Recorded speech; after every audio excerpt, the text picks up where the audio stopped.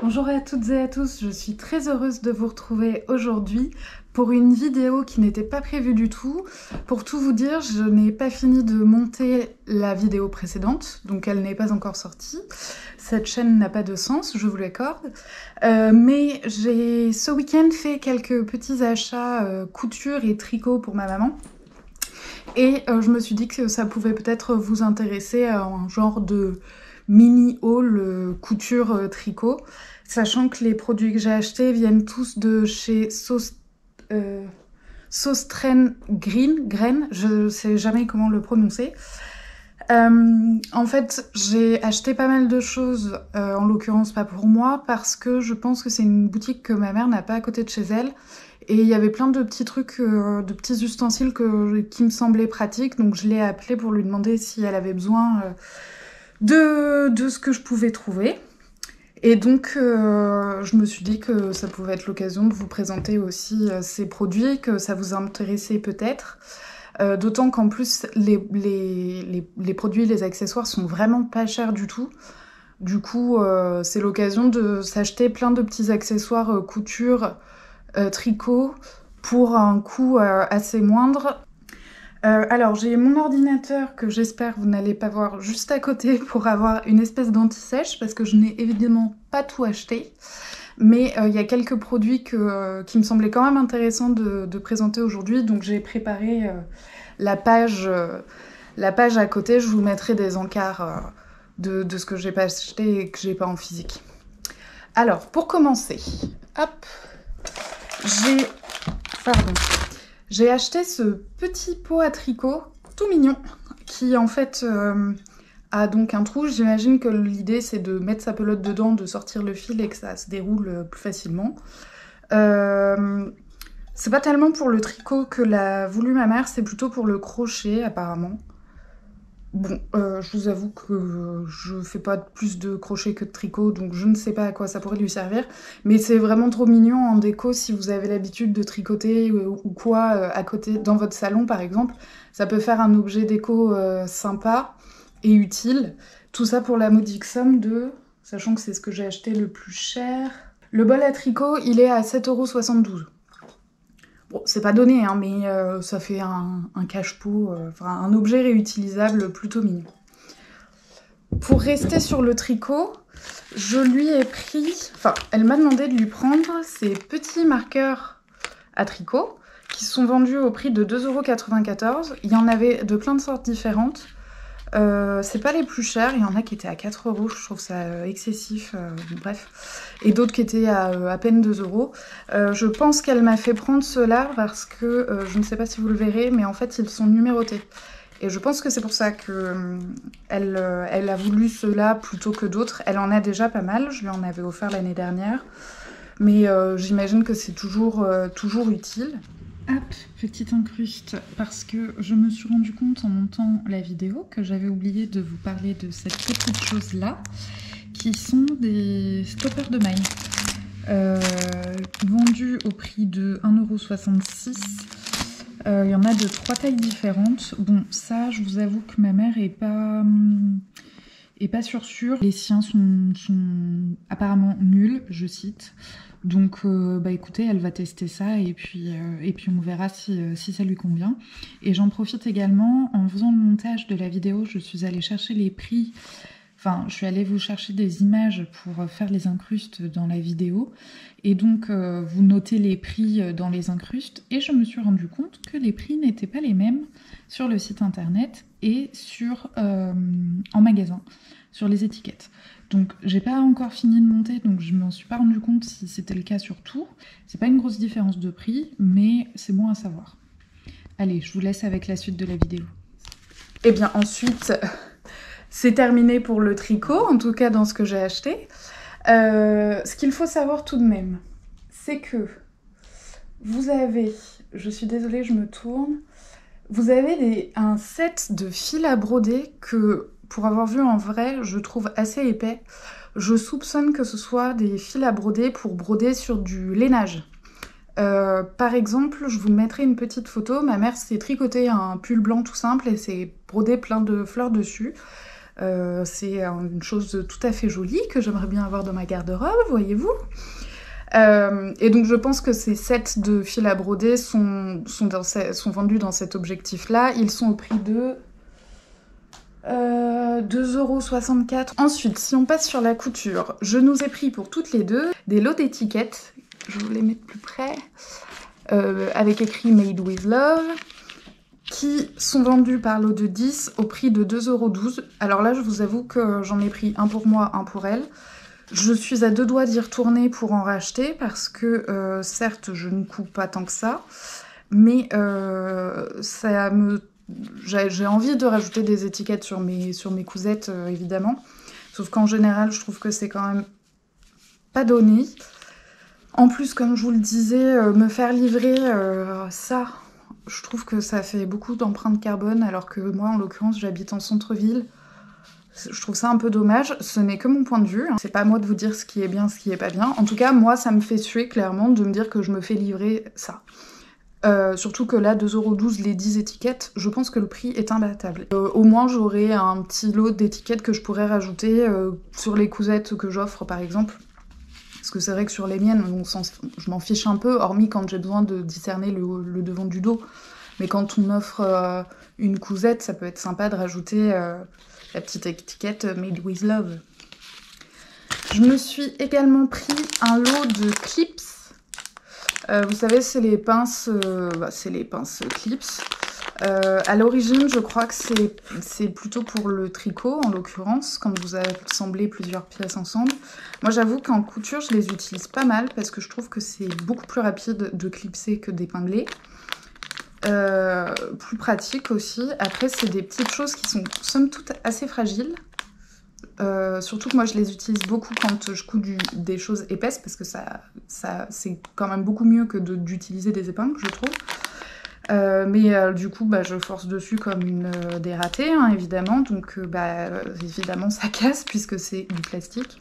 Donc là, il y en a 20 pour 2,10 €. Sachant que là, elles sont complètement transparentes. Moi, j'en ai de toutes les couleurs. Et j'avoue que les clips colorés, ça me sert aussi à différencier mes pièces. En fait, je mets je sais pas, un clips rose pour les pièces devant et bleu pour les pièces dos ou ce genre de choses. C'est quand même assez pratique. C'est pas du gadget pour le coup. C'est en général pas très cher. C'est plus cher que ça. En tout cas, moi, quand je l'achète en mercerie. Mais c'est vraiment quelque chose qui peut être utile et vous dépanner pendant des cousettes et du coup des tricots. Alors, je n'en ai pas acheté, mais sachez également qu'ils vendent des roulettes, enfin des cutters rotatifs pour tissu. Alors pour le coup, ils sont assez petits, hein. Je pense que ça fait cette taille-là, au prix de 4,18 €. Bon, si vous avez besoin d'un mini cutter rotatif, peut-être que ça peut faire le dépannage pendant un moment. Et truc sympa, truc que je trouvais joli, sympa, pratique, etc. Ils vendent des petits coussins à épingles sur un socle en bois qui sont assez mignons. Bon, moi j'ai une fraise, mais c'est vrai que c'est pas pratique parce qu'en fait ça se balade partout, c'est assez petit. Je pense que je vais investir dans un galet aimanté parce que quand on perd des aiguilles, c'est quand même plus facile de... Vous voyez ? Enfin, je pense que les couturières parmi nous savent de quoi je parle. Quand on fait tomber une aiguille et qu'on a la chance d'avoir du parquet avec des trous comme ça entre les lattes, le galet, ça peut vous sauver vos orteils, quoi. Et donc ce petit coussin, il est au prix de 3,08 €. Oui, et le dernier objet que je trouvais sympa de savoir qu'il y en a chez Sauce Graine. Bon là là, si vous savez comment ça se prononce, dites-le moi parce que vraiment c'est une calamité. Sachez qu'ils vendent alors ils appellent ça des poinçons rotatifs. En fait, vous savez, c'est les pinces, je vous mettrai une photo pareil, les pinces à percer le cuir. Moi j'en ai pas pris. Elle est au prix de 6,73 €. J'en ai pas pris parce que je fais pas de cuir, je pose pas d'œillet, donc ça n'a pas vraiment, pour l'instant en tout cas, un intérêt particulier pour moi. Mais c'est des choses qui peuvent être utiles, qui sont encore une fois pas très chères. Bon ça dure le temps que ça dure, hein, parce qu'à ce prix-là, je pense que c'est pas quelque chose de très solide, on va dire. Mais en tout cas, sachez qu'il y en a chez eux également. Vous avez plein d'autres produits de loisirs créatifs chez eux qui sont en général pas très chers. Pour les kits de fils et d'aiguilles, je ne les ai évidemment jamais testés, donc je ne saurais dire si ça vaut le coup ou pas. En général, quand c'est à ce prix-là, c'est pas forcément d'une grande qualité. Après, encore une fois, quand vous avez besoin de vous outiller d'un coup, bon bah ça peut vous toujours dépanner. Pour le fil, par exemple, vous en servez pour coudre les boutons. Ça peut être toujours utile. Je crois qu'ils ont aussi des boutons, mais je vous avoue que il me semble que c'est vraiment des boutons tout simples. Bon, c'est pas une mercerie, ça remplacera pas une mercerie, mais il y a quand même 2-3 petites choses qui sont vraiment sympas, et j'ai l'impression qu'ils se sont quand même vachement, en tout cas là, ils ont vachement ouvert les chakras à la couture notamment. Et la dernière chose que je voulais vous présenter de mes achats de ce samedi, c'est cette petite boîte. J'ai la même en plus grand. En fait, ce sont des boîtes qui viennent de chez Emma. Donc ça, c'est un format A4 et j'ai la plus grande en format A3. En fait, j'ai acheté ces boîtes parce que mon rangement de tissu ne me convient pas. Du coup, ce que je me suis dit, c'est que j'allais faire un test avec ces boîtes-là. Vous en avez de plusieurs tailles, de plusieurs coloris. Je vous mettrai le tarif quelque part à côté de moi. En gros, l'idée, c'est... j'étais allée voir, je pense que c'est dans une vidéo de Laura Cotreau que j'ai vu ça. Si c'est le cas, je vous la mettrai dans la barre de description, où elle explique comment elle organise son atelier, et donc et notamment pour ranger ses tissus. En fait, ce qu'elle fait, c'est qu'elle coupe des bouts de carton autour desquels elle enroule ses tissus, ce qui lui permet de les mettre dans un cube... enfin genre les cubes Ikea, je pense que vous voyez de quoi je parle, et de les garder droits. C'est le même principe que de les entourer autour d'une pochette. Moi, c'est ce que je faisais, je les mettais autour d'une pochette que je mettais dans un cube. Le problème, c'est que le cube, moi, c'est pas ce qui me convient le mieux en termes de rangement, parce que ça m'oblige, ils n'ont pas de couvercle, et donc ça m'oblige à les mettre dans des placards fermés, dans lesquels j'ai déjà pas beaucoup de place. En fait, moi j'ai beaucoup de placards ouverts finalement chez moi. Donc je cherchais des boîtes avec des couvercles dans lesquels je puisse ranger mes tissus à l'abri de la poussière et du soleil. Et donc du coup, j'ai pris cette petite boîte-là. Et je vous montre que la plus petite, en fait c'est la plus facile à manipuler, mais l'idée est la même sur la plus grande. En gros, j'ai coupé des cartons des bouts de carton à la taille de ma boîte et j'ai entouré mes tissus autour. La petite boîte, en l'occurrence, ce sont pour les chutes ou les petits métrages, où je pense je vais mettre aussi les choses pas très épaisses, quoi. 3 mètres de doublure, ça prend pas beaucoup de place, donc je pense que ça finira là-dedans. Et dans la plus grande boîte, j'ai mes coupons de 3 mètres ou moins, mais en tout cas qui prennent plus de place. Cette option-là de rangement, c'est celle qui, je pense, me convient le mieux, en tout cas pour l'instant, avec les meubles que j'ai chez moi et l'organisation que j'ai chez moi. Je sais pas si ce sera comme ça tout le temps, mais bon, je me dis que ces petites boîtes, je les réutiliserai pour autre chose, donc si dans 6 mois, je décide de les ranger autrement, et bah, tant pis. L'avantage, je trouve, c'est quand même que... Je vais la réouvrir. C'est quand même que rien qu'en ouvrant la boîte, vous voyez tout ce que vous avez, quoi. Parce que moi, dans le cube, en fait, tout était posé en rang d'oignon. Mais en fait, c'est pareil, hein, je me dis. Je m'invente une vie, là. Je voyais assez bien mes tissus, au final. Hein. C'est juste que ça prenait trop de place et que c'était pas pratique. Oui, bah c'est la même méthode. Enfin, en tout cas, ça revient au même. Vous pouvez voir tous vos tissus comme ça. Bon, pour tout vous dire, j'ai fait le test en ne prenant que 2 boîtes, une petite et une grande.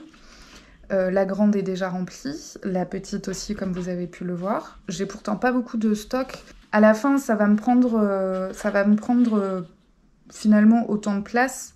C'est juste que je vais pouvoir sortir mes boîtes et regarder ce que j'ai dedans beaucoup plus facilement.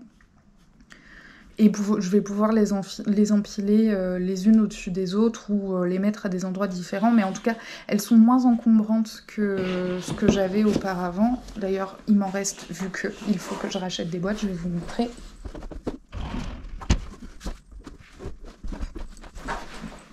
Voilà, en gros, Moi, c'est dans des boîtes comme ça, dans des pochettes. Mais bon, vous voyez, ça dépasse. C'est ouvert. En plus, bon, les cubes comme ça, tissu, c'est quand même moyen solide. Et finalement, le tissu, ça pèse lourd.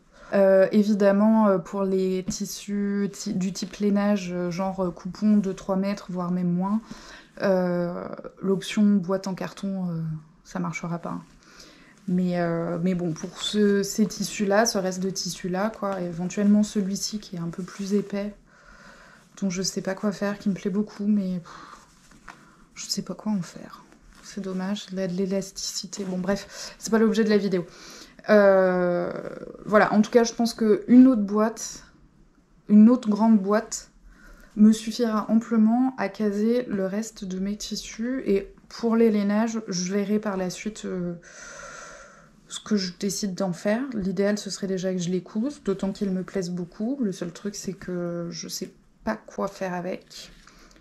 Donc, mais bon, j'ai toujours l'espoir que d'ici le printemps prochain... et bien j'ai plus de tissus fins que de tissus épais qui me prennent en plus de la place. Et voilà, c'est tout pour cette rapide vidéo. J'espère que ce format court, rapide et puis bon bah complètement spontané, hein. Je viens de rentrer du travail, je me suis vite fait une espèce de setup. Je sais pas ce que ça va donner, je me suis mis une énorme... Enfin, j'ai mis ma lampe de chevet juste à côté. Bref. C'était vraiment histoire de vous montrer ces petits achats. Je voulais pas perdre trop de temps pour vous faire cette vidéo parce que je ne suis pas sûre qu'il y aura pendant longtemps ces articles dans le magasin et c'est un peu nouille de sortir ce genre de vidéo 3 mois après si il n'y a plus rien dans les rayons, quoi. Enfin voilà, j'espère que cette vidéo vous aura plu. Je vous dis à la prochaine. Bye bye!